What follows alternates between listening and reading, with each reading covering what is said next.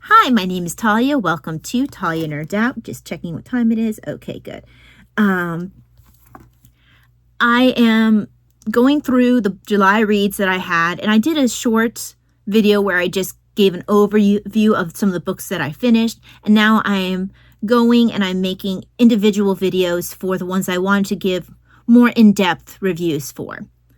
And one of these that I wanted to do that for was The Death of Mr. Dodsley, which I picked up and read for PI July. I've been trying to, Private Eye July. I've been trying to pick up the British Library Crime Classics, and this is one of the few ones that actually had an actual private eye, not like an amateur sleuth or a police detective. It was surprisingly hard to find one that I wanted with a private eye that was not like a Poirot, which I did read a Poirot, but I was trying to branch out and read some of the other Golden Age type mysteries, and I was surprised how hard it was to find another private eye. But this one does have a private eye. The book is Death of Mr. Dodsley, a London bibliomystery, and I just love the idea of a bibliomystery. I have several bibliomysteries from the British Library Crime Classics, and I think bibliomysteries that's just a way of saying like it's a mystery that revolves around books. Like two of them I have, I think, deal with crimes related to books and or actually I think it's and taking place in a bookshop. And this is the first one that I've read of my bibliomysteries. My other one is not right here because I have my British Library Crime Classics back of that away. But this is by John Ferguson, who apparently was an Episcopalian minister, if I'm reading this correctly. And he didn't start his successful literary career until he was in his 40s, apparently. And it says here that his ministry in the Episcopalian Church took him around the country, helping him vary the backgrounds of his books. Now he wrote this book apparently in 1937. It does follow the fair play rules of the Detection Club, and I believe he was a Detection Club member, although don't quote me on that. I am not completely sure of that. Hold on, let me see if this is not an exhaustive, doesn't include an exhaustive list of the Detection Club members, but let's see, that's Berkeley, Kennedy. I'm looking for Ferguson. Let's see. Freeman. Okay, well, the pictures don't have... Okay, hold on. It's telling me when people were entered in. So that's the first bunch. Allingham. Okay, I'm not seeing Ferguson's name in here, but it could be... This only has the ones who were entered into the group as late as 1946. If he was a later add-on to the group, he might not be in this list. And it could just be that he was a contemporary author, because a lot of another one who's a contemporary but doesn't get in the Detection Club is Patricia Wentworth. And also, what's her name? Georgette Heyer apparently had an invitation, but she never joined. And there are a couple of other people. So yeah, I'm thinking that Ferguson might have just been a friend and not an actual member, because I don't see his name here, unless he, like I said, he got inducted later or something. Okay, so he at least was writing during the golden age of mysteries, whether or not he was a Detection Club member. But he did follow some of the rules, which were were the fair play mysteries. Now, my thoughts on this book. Initially, I started by taking notes, but very quickly I just gave it up because I wanted, sorry about that. I wanted to just sit and read the book. And I finished it pretty quickly. I think I still think it took me a couple days because I wasn't in a rush necessarily.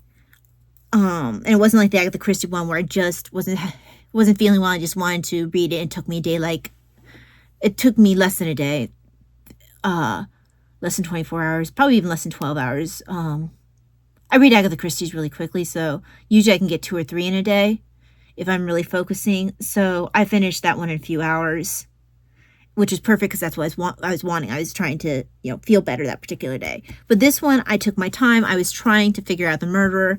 And honestly, by the end, I had a pretty good idea. And it wasn't because he did a bad job of setting it up. It's because he did a good job of leaving enough breadcrumbs while also leaving a decent amount of red herrings. I do feel like he did a good job of adhering to the fair play rules. He didn't hide any information from us, not really. But he did what Dorothy Sayers, I don't have the book easy to access, but I have a book that talks about Agatha Christie and her writing. And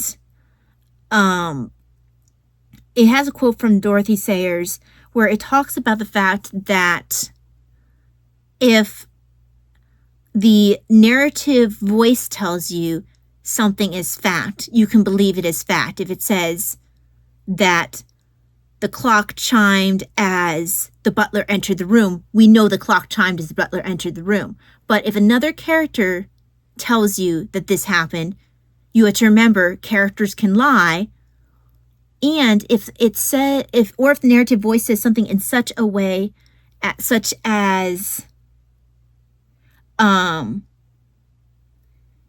he heard the he was, or something like he heard the bell chime, or where, I'm trying to remember the example she gave. Basically, she's saying if it's stated as fact, but if it can be also stated where you can maybe think that if it's filtering through another character's senses, you can also remember that a character might be wrong. So, this author makes good use of the idea of not telling outright lies through the narrative voice, but allowing other characters to lie to your detective. And you have to decide based off of the consistencies or inconsistencies of what characters are saying to come to the right conclusion. And he does a good job of, if you're paying attention, you'll pick up the subtext of what one of the characters is saying versus how he is behaving and what that disconnect is actually saying about what's going on here. So I thought this was masterfully done. I really enjoyed it. His detective, I like him okay. I don't like him as much as I do Poirot. He's a good enough character, but definitely not my favorite of detectives to deal with. Now, I don't know if I would feel differently if I've had, this is my first read through. I'm not sure if I would get more fond of him on second and third rereads, or if I read other books with this particular detective, if that will also increase my fondness for him. A first-time read is really unless your detective is like really, really likable, I think a first-time read is not the best time to determine how much I really like a detective character, because most of the detectives during this time period, heck, even earlier, they tended to be a bit quirky, sometimes a bit off-putting. I mean, even if you look at the era slightly before the Detection Club, you've got Sherlock Holmes, who is, again, kind of off-putting, and sometimes you're not quite sure if you like him as a person. Or even if you don't dislike him, you're not necessarily like, I would like hanging out with this guy kind of thing. And I feel like a lot of the amateur and even the private eye detectives that come in a lot of the stories that were written in the Golden Age of Murder, plus the era slightly before that, I feel like because you had that quirky detective, it takes more than one book a lot of times to really get used to their quirks and have them be less of an oddity and more of kind of like, oh, okay, yeah, this is my pal who's a little bit weird. Because I kind of felt like that about Charlie Chan, who I need to read another one of his books. Now, he's the era, I think he's slightly before the Golden Age. And Charlie Chan's the character. I can't remember the author's name. Also, the same thing for Anna Catherine Green's detective in the Leavenworth case, which that's a repeating character for her. Now, he's another one who's a bit of a quirky character, and she also is in that stair step ahead. She released her first novel, I think it was 6 years before Conan Doyle debuted Sherlock Holmes.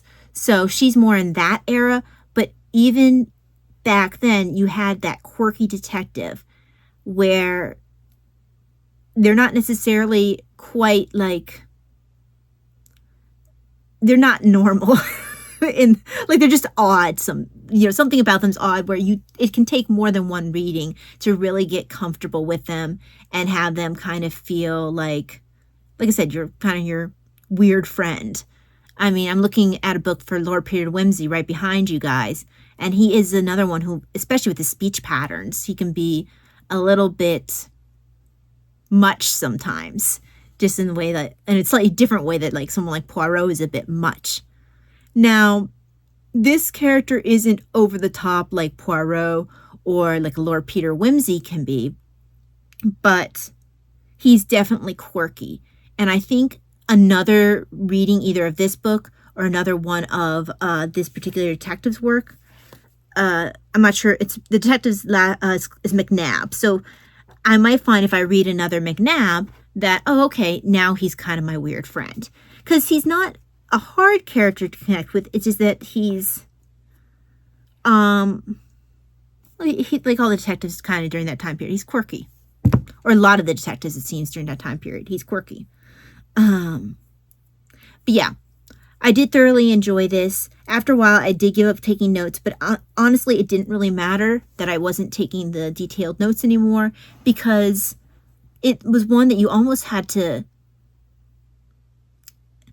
what Mrs. Oliver from Agatha Christie's works would say, like, you go off of your women's instincts. A lot of what I eventually deduced was instinctual with this particular book. Something that I could kind of put my finger on, like, that doesn't seem quite right. That seems kind of odd. But it wasn't something I would have necessarily picked up on when I was just sitting there and writing notes. But while I was reading it, I just kind of felt the incongruence between one of the character's actions and his words. And where it's like, maybe I do need to look at this character. This is weird. Even if I wasn't completely on a conscious level, registering the offness about it, he did become more suspicious to me by the end. Whereas when I was writing my notes, he wasn't really on my radar. So, yeah, very, very enjoyable book. I like the fact that the press that puts this out, the British Library Crime Classics, is called Poison Pen Press, which is quite fun. It's got a nice size text to it. I do like what I consider a bit of a twist at the end, which isn't even the murderer, even though that was, well set up, and then the payoff with it was well done as well. With it wasn't one of those ones where it wasn't so obvious that you felt like, oh, okay, well, of course that's who did it. But it wasn't so oblique that you kind of felt like that came out of left field. So he hit that happy medium with the mystery, but then there was a little twist at the end when it came to one of the other characters that also added context to some of the things that we were seeing in the book, which I thought was interesting. It put a whole new light on this story that you were following, where you kind of thought you had the complete picture, at least of the main facts when you came in. But by the end, even after the murder's caught, you're given this little bit of detail that then recontextualizes everything, but without ruining the moment of figuring out who the murderer was, because figuring out who the murderer was, you could still do that without that added context because it was a human thing.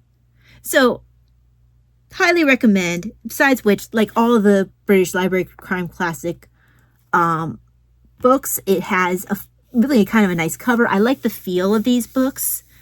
They just have a real nice feel in the hand. They have nice size text. Yeah, no, I've really enjoyed it. And there's usually a little introduction at the beginning. I do have something tagged here that says, during the golden age of murder between the two world wars, both Father Ronald Knox and Canon Victor Whitechurch achieved a considerable reputation in the field of literary detection. And Father Ronald Knox was in the detection club. He's the one who codified the 10 commandments of the detection club, one of which is the fair play rule. But anyway, going on with what it says here, John Alexander Ferguson, 1871 to 1952, is rather less well known than Father Ronald Knox and Canon Victor Whitechurch, perhaps partly because his series detective was, for all his amiability, a relatively low-key character who is not quite as memorable as many of his peers in vintage crime fiction. So, even though they mention the amiability here, I do feel like he is quirky in his own way, but I agree with the assessment that he's a low-key character as well. He actually almost gets overwhelmed, not quite in a Miss Marple way, but he almost gets overwhelmed by some of the other characters, their presence. Not like completely. He does, manage to be be enough of a presence that he solves a mystery and you don't feel like, oh, hey, the detective's suddenly here. But he's closer to a Miss Marple insofar as he's not bombastic like Poirot is. But, yeah. Now, I can't speak to Father Knox's work because I haven't read a lot of Father Knox's. I have one of his coming in, and I have one behind you guys as well. I think it's Footsteps in the Lock that I have behind you. It's hard to find his work physically. They're expensive. I found a couple of them for a decent price, but most of his stuff I'm going to have to read on Kindle, unfortunately, because it's easier to get them that way. It's less expensive, which I don't know why. I'm not sure if it's because a lot of his work is out of print that are the mysteries, because it was a lot easier to get a hold of his works that he wrote on Catholicism than it was to get a hold of his mystery books, which was annoying because I wanted to read both. Anyway, great book. I recommend it. It's nice to read one of the Golden Age mystery authors that I really wasn't familiar with, because I am trying to expand my knowledge of the authors that wrote at that time. I particularly want to focus on the Detection Club authors, but the ones that wrote in the British Library crime classics are a focus of mine as well, because they're of that same era, and that is there's a reason it's called the Golden Age of mysteries. That was really what a lot of people consider, and I personally consider, to be the peak of the murder mystery genre, especially in Britain. So, yep, there we go. Have you read any of John Ferguson? Have you read Death of Mr. Dodsley? Have you read a biblio mystery before? If you can feel free to answer any of those questions down below. And if you do end up deciding to read Death of Mr. Dodsley, let me know what you think about it. Okay, thank you very much for joining me. I will see you for the next video. God bless. Bye.